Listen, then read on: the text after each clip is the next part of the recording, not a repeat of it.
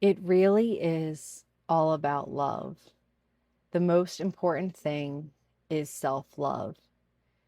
I've come to believe that if we had more self-love on this planet, it would be such a better world. When you love yourself, you don't have to convince other people of your viewpoint, argue about things. You don't need to be defensive all the time. You trust in yourself and the universe. So you know you will be provided for. Therefore, you don't have to climb the corporate ladder or push anyone else over. There's so many things you don't have to do anymore when you really have self-love.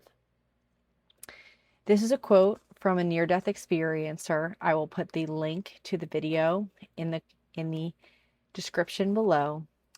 And today, there has been so much coming up around death of people, death of animals, near-death experiences. And so I have been guided to make a video, long overdue, sharing some of my deepest stories around near-death experiences, my understandings about death and animal communication, and then, of course, channel the guides so we can get the most focused and pure understanding. So I'm going to kick off this near-death video sharing the first of two stories about Uncle Chris. Two different Uncle Chris's, by the way. So when I was a kid, my uncle took me and my cousin Nikki out to the sandbar, and the tide was low, and we got out there fine. We were having a great time. I only remember this in bits and pieces, but the lifeguards left, and the tide came in, and my uncle with two young girls on his arms, and the way the sandbars and stuff can be here in New Jersey, really in any ocean, basically he couldn't swim us back. And the tide kept getting higher and higher, and he didn't know what to do. And he said out of nowhere, a surfer came, and I was the older one. So and I do remember this, he put me on the surfboard, and then he was able to swim my little cousin Nikki in with one arm. And so every year on my birthday, he writes in my card, "I'm just so glad that we didn't die that day in the ocean." And it's so funny because so many of the things that we fear are also part of the things that we love and get to experience on this planet. And so that wasn't your traditional near-death experience where someone goes to the other side, has this truth and understanding, but it is an example of the benign and lovingness of this universe, and that if you're not meant to go, you won't go. So then I'm going to parlay into the second Uncle Chris story. So my friend, she has an Uncle Chris who recently had a near-death experience. And then, of course, I was scheduled to see him promptly at a wedding just a few weeks after. And I got to talk to him, and he shared his experience with me of how he passed over to the other side. On this side, the nurses and doctors said that he was in cardiac arrest for many minutes. And from his perspective, he said that all of the weight and the worry and the anxiety of being on earth and in a body was just totally lifted, and he felt completely at peace. And funnily enough, he's a funeral director, and so now he is working on integrating that experience. And he's like, I don't know if I'm going to be able to have compassion for people as much anymore, because I know now that death isn't real. And I know that guides are going to talk about death, but just wanted to keep that story in mind. Another miraculous thing about that story is even though he was defibrillated, which means, that jolt of electricity that comes from the defibrillator device, the AED, and he had a lot of CPR, he didn't have a single broken bone, and he didn't have any pain from the electrical stimulation. So I've done CPR quite a few times on people who've both lived and passed on. And I can tell you that a lot of stuff crunches as you're doing CPR. So another just miraculous moment. And I think it's important, and the guides are going to talk about this too, to note that this time of uncertainty that can feel so ungrounding, it is really full of possibility. connections and that separation is really being brought back together now, and understanding the truth about death and life, our purpose. How do we exist here? What are we doing here? I think this death conversation and communication conversation can really frame all of that. So that's the two Uncle Chris's stories. The third story I'm going to share is back when my dad was sick, I started researching death. So, of course, I listened to Dolores Cannon, who does a sort of hypnotization practice. And she started to see over many years that her clients had these very similar stories of where they could be hypnotized, not just within this current life, but past lives to the in-between times. And in one of the hypnotization sessions, so she was revealed this concept that when someone passes away, especially if they're in like a really gnarly car accident or some kind of trauma, that what often happens is the consciousness leaves the body before the body is ever felt, any damage is ever felt. So you might see someone who's like in a really gnarly mess and you might think, oh my God, the pain, the suffering. But this universe is actually quite benign. And unless your soul had some pain as part of the death in its soul's plan, which most people do not, then you can be reassured that if someone gets into a bad accident, they're really just those accidents, they're really just portals. A fox eating a cat or a dog or something, these are all just portals. And death is the same as birth, except for you're moving into pure unconditional love and peace and reconnecting with that side of yourself. Whereas here on earth, you are birthed into the separation. So I'm listening to Dolores Cannon on my way from San Francisco to Crescent City. I had just stopped in my favorite place, which is Confusion Hill. Well, it was my favorite place, which is this place with like vortexes and stuff. And it was the first time I had heard this concept, and I was really marinating on that. And I had dated this guy, and we hadn't talked in a couple years, but we left off on good terms. And I'm driving away from Confusion Hill, just recently hearing this concept, trying to understand death, trying to understand the process my dad may be going through soon. And I get a call from my ex. And I'm surprised. And I answer the call. I'm in the car. Said, what's going on? And so this guy had moved to Bend, which was actually only a few hours from where I was living and travel nursing at the time. And he said, I had to tell you that I just moved to Bend. I was driving my car and I was turning around like a mountain pass, and two of the wheels went off the side of the mountain and my car started flipping over and over and over again down the side of the mountain. And he said, I had to call you because I needed to tell you that the whole time that that was going on, I was completely at peace and I knew that I was going to be okay. And the car landed on all four wheels, perfectly face up, not a scratch on him. And even though we hadn't talked in a long time, he felt directly guided to call me and tell me that. And so I wanted to share that story with you because my hope for this video is that it will give you some stories and some confirmation and some insights about what is death really? What is this veil? What is this fear? What are we really afraid of? And, especially that quote from the beginning of it's really all about love. And yeah, so I'm going to let the guides come through. But that's all my current knowledge on near-death experiences. Let's see what the guides have to say. They're so excited. Sorry it's been so long. And I will speak to you again on the other side.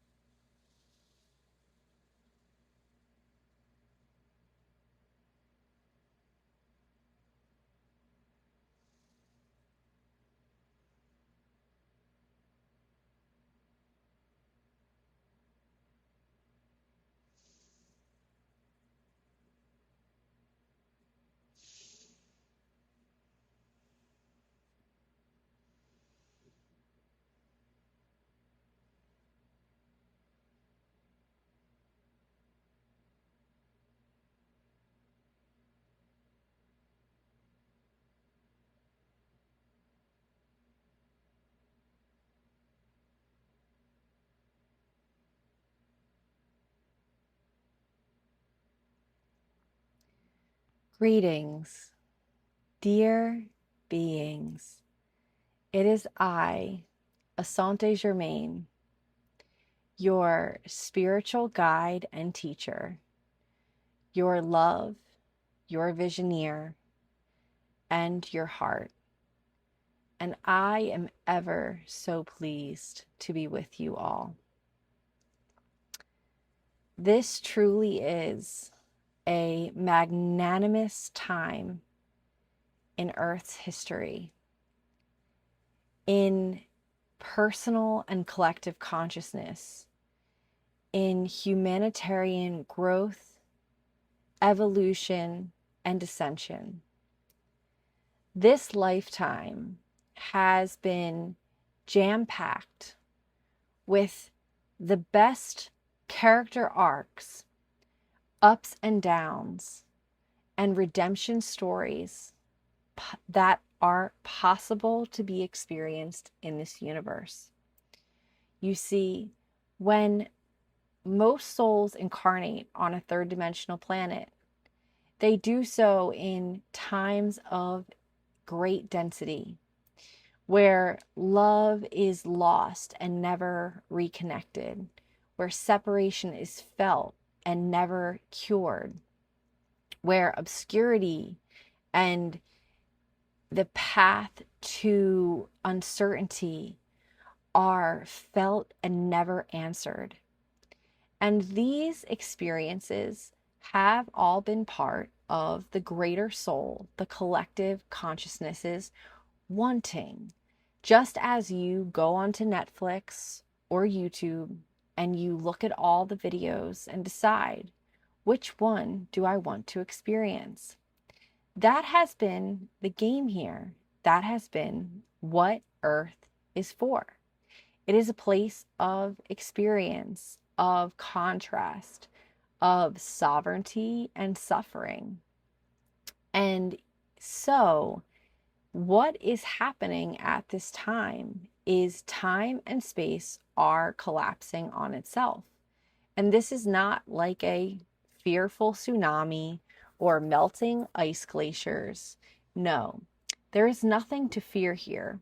For the key concept in this experience is that when you have an unloving thought or idea, instead of, for example, working for 25 years at a school or a job that doesn't appreciate you or that really is a stressor on your soul, and then being diagnosed with Alzheimer's or cancer or some sort of gnarly disease before you are able to collect your pension or retire.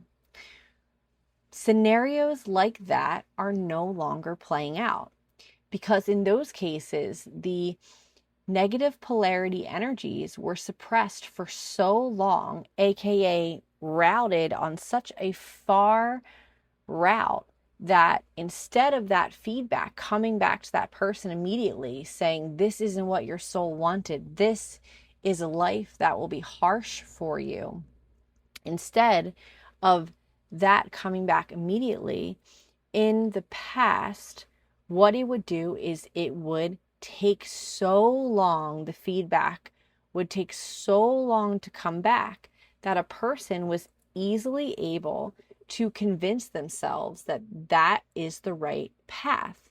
And on the highest spiritual plane, many beings came in to live a life of unsatisfied soul dreams, we will say, as even a life, quote unquote, poorly lived is still an experience that the collective soul consciousness wish to have. Just as you love new stories about murder and mystery and fashion and old times, the soul is constantly growing, evolving, wanting to understand all the messiness and complexity of separation, of being out of oneness. And yet, just as you feel comfortable sitting on your couch watching someone get abducted or murdered or worse, because you know you're safe at home on your couch with your snacks and your loved ones, That is how it is for us here. See, we see you, and you being a part of us, we see you as the character that's in the game, and we get to watch you play the game, going through all the motions, and yet knowing it is not so real. And yet, as a character in the game, this can be hard for you to discern because, of course, part of agreeing to move into a television show or a game is that you will not remember. And many of you know this. You know about the not remembering process.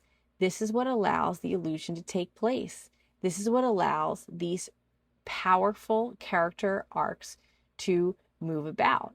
And so it was so important for each and every one of you to be deeply layered and laminated with these quote unquote unloving characteristics, unloving moments, unloving understandings. And one of the most prominent of these understandings is the fear and the illusion of death. And so, as this time-space continuum, as the track, which was allowing for these distortions to exist, starts to close down, the loops are coming back faster. You walk into a job you don't like, and you feel it in your entire being, how heavy it is. You eat lunch with a friend who drains your energy, you know.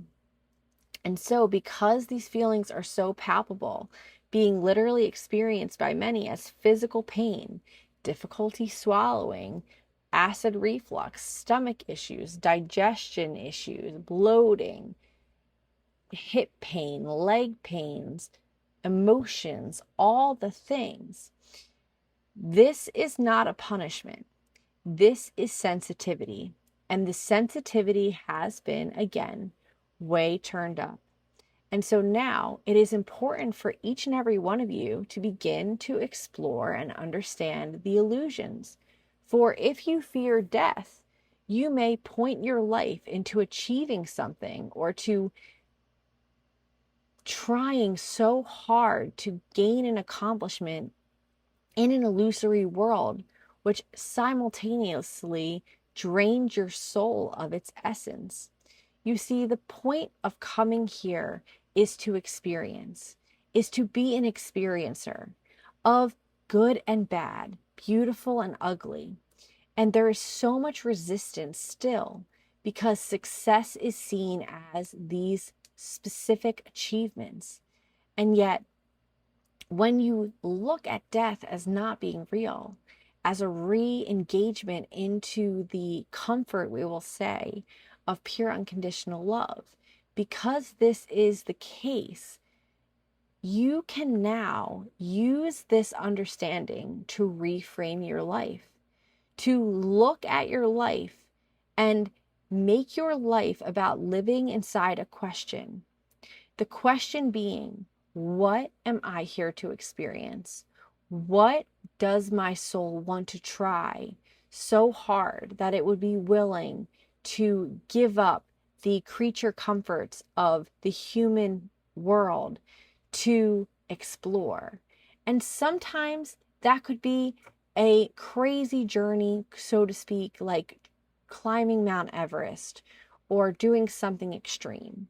And yet we will tell you that as more loving consciousness pours into the planet, the most sought after experiences right now is a life that is balanced, a body, mind, and spirit that is well cared for.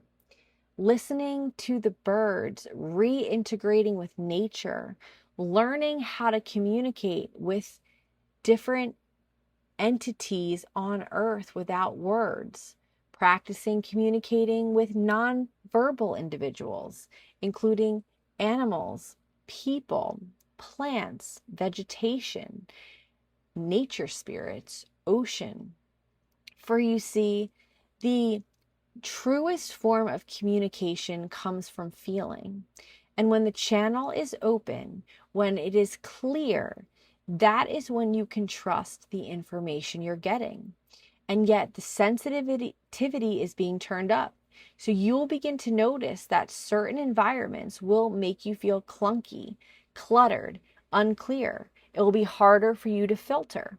And then you may leave those situations feeling pain, emotions, or shifted in a way that you did not feel before.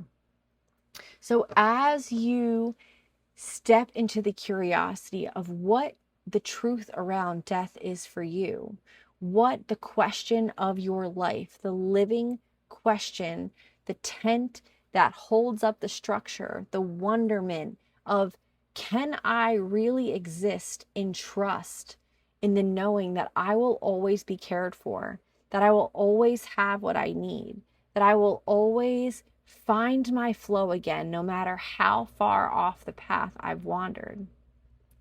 If you can begin to sort through and find your question, we assure you that you will feel much more balanced, much more engaged, and much more relaxed around what you're meant to do here.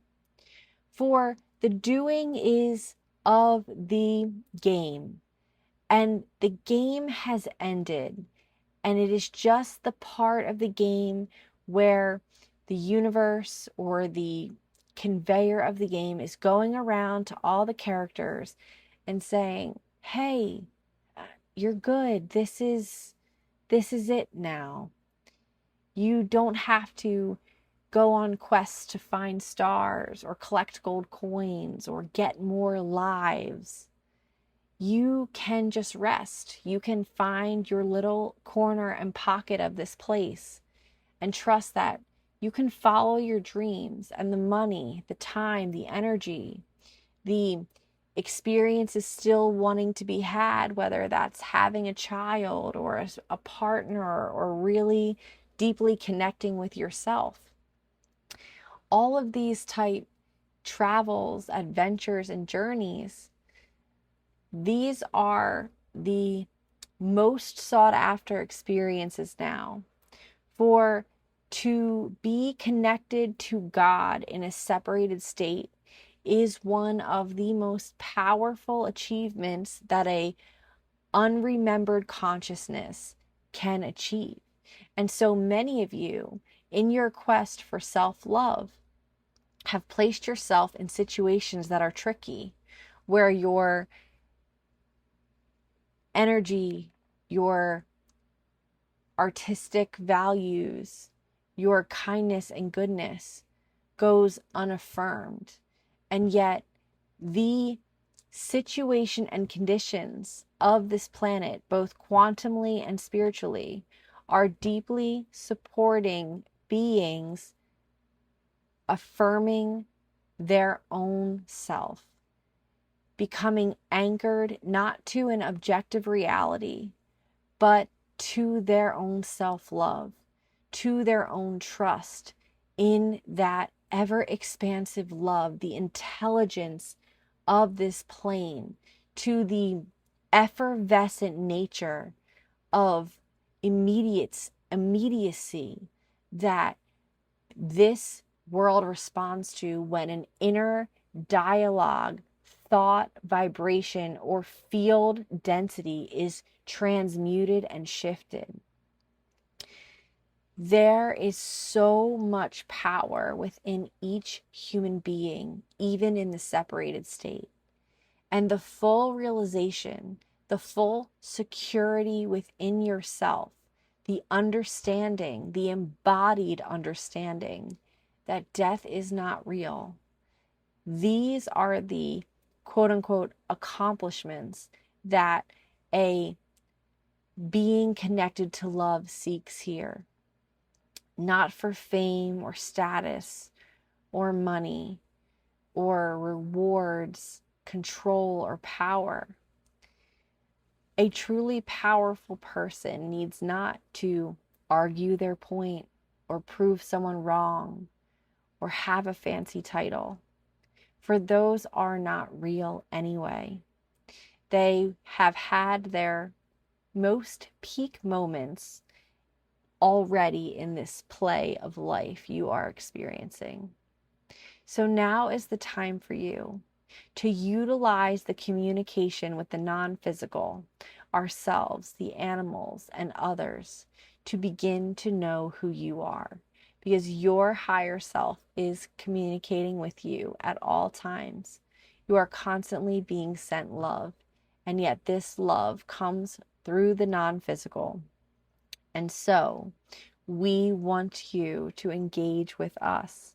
We want you to understand yourself and then realize that it is the same thing, because you are part of us. We are a more evolved, a more ascended aspect of you, the part of yourself that you can remember and connect to, and yet have not fully embodied. And that is it. The only thing that separates us is the time and space that is just collapsing every day. And eventually, this magnanimous experience of life, getting to move from the depths of third dimension into the heights of fifth dimension, the contrast, the experience, the reward, it is unlike any other.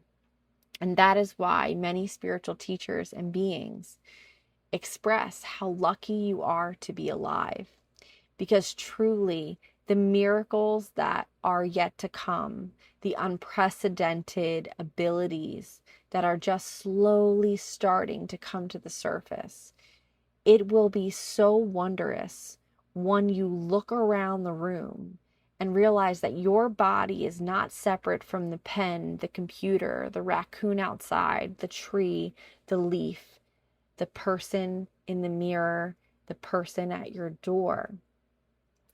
And once those perceptions of separation begin to break down,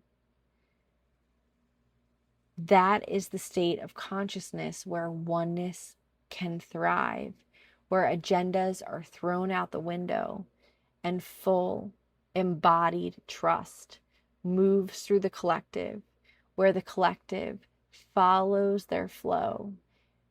And through that physical embodiment of flow, eventually releases that heavy density and moves into the flow of non-physical, like a gust of wind moving through the sky and the trees.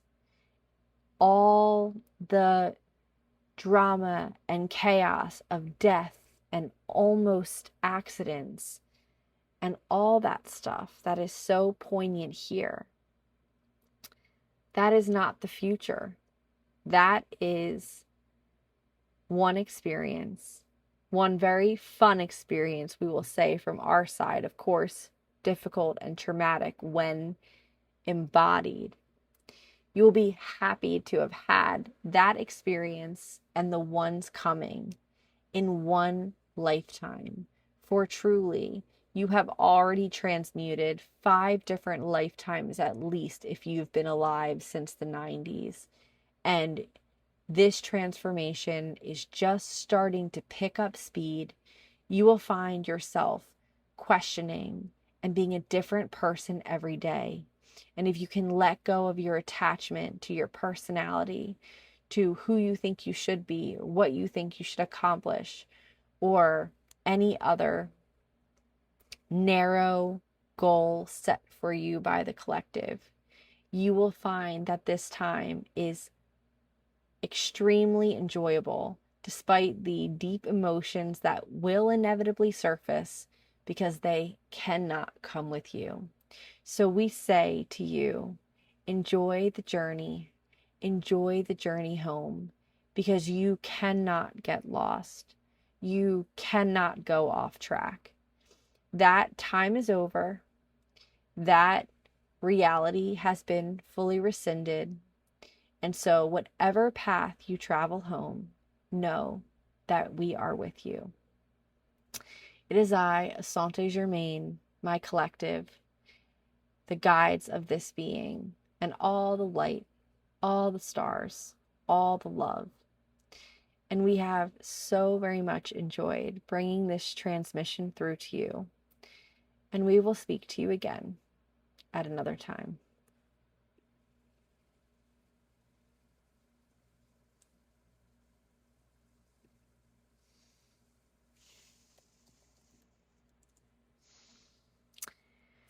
Okay, guys, that was Asante Germain, and felt like a lot of like the Arcturians. There's a few different energies. Yeah, so um enjoy the journey home. That's gonna be it for this one. I love you guys so much, and I'll see you in my next video. Bye bye.